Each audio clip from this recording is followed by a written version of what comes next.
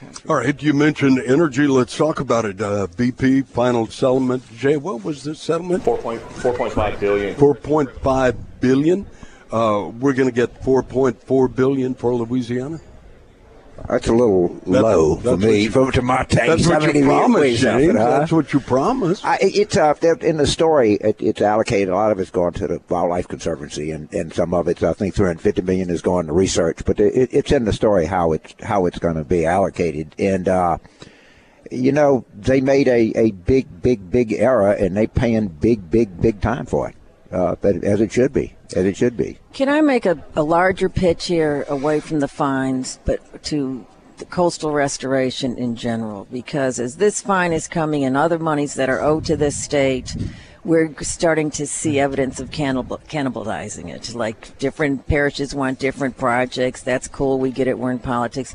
If we don't restore our coast, it doesn't matter what projects we're going to have in the parishes because we're not going to have any of them left. And I'm being... You think people believe that because it's true, and they've been told that for 30 years. Well, people hear why I'm making this plea because you're broadcast here, and we're not. This is a fight that we're not having outstate. This is a fight we're having in-state, where people want to dilute these funds that are coming. They should be devoted to what we need to fix, which is coastal restoration, which is fixable. We have all kinds of nature conservancy projects here, and that we know how to fix this, but we have to concentrate on it, and we have to concentrate our efforts and not let it get diluted. Yes, no, husband? Right. No, I completely agree, and go to Plaquemines. You two agree? Completely agree. Well, that kills the whole... completely. Go on, let's be frank here. This is something, and let's give you some credit here. Yep. This is something that you've been screaming about for 30 years. And this is something that we've been told about. We can go back to the original research. It was done by that you originally touted, done by people like Woody Gagliano. This was in the 70s, man. Mm-hmm. Okay, this is not something, now you go find me somebody from Plaquemines or Terrebonne that doesn't going to tell you that we're not losing coastline, or St. Bernard. I mean, let's get real here. And Mary's exactly right. This is a struggle for our survival. It cannot be put any other way. It can't be. It can't be. It's not an either-or thing. It's not something that's problematic. And the thing that I remind people is that this city was 40 miles further away from the Gulf 100 years ago than it is today. And it's not if it weren't for coastal erosion, we would not need levees. We wouldn't even need them. And there's no denying this.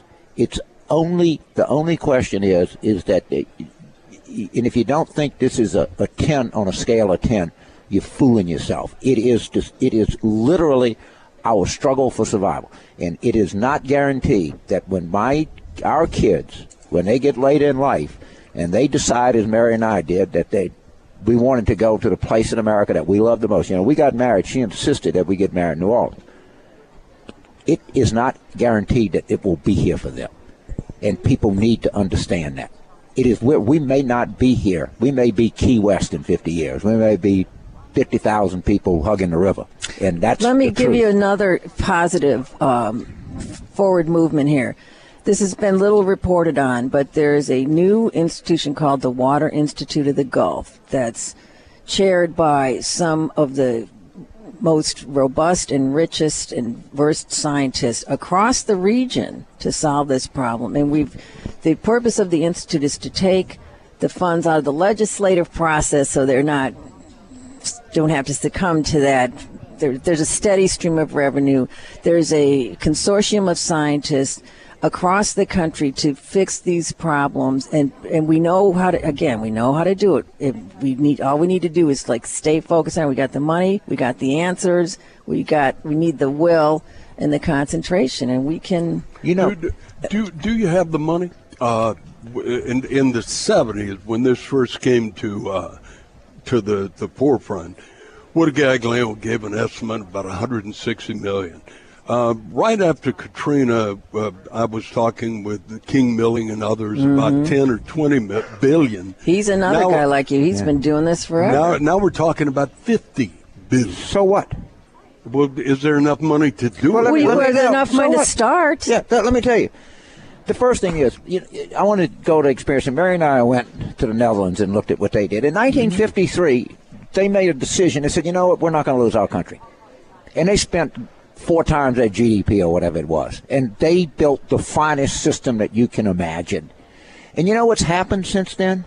They've made billions. Mm-hmm. They've exported the technology. If we come and we say, look, I'm building a subdivision, I don't know if I want to buy a house, is that this has been certified by a Dutch engineer.